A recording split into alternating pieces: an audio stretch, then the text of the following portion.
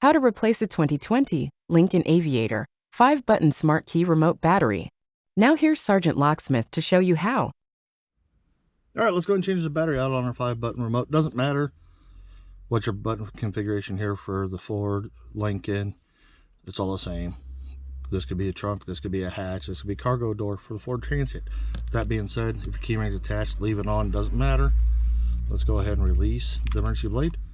Some people use this and they push down right here. I'm not a fan of that, but it works. I like to put a flat tip right here. As you notice, twist, notice the cover pops up. And when it does, lift up. Be careful when you lift up, because as you notice, there's a little tang right here. Now that that's out, this is your 2450 battery. Easy. Take your new one, put it in, push down. Sometimes it'll latch, sometimes it won't. These little tabs, doesn't matter. This housing will lock it down in there. Remember that little tab? Slide it in, push down, squeeze, put your emergency blade back in. And there you go, you've done it. Hey, thanks again for watching. Let's be safe out there.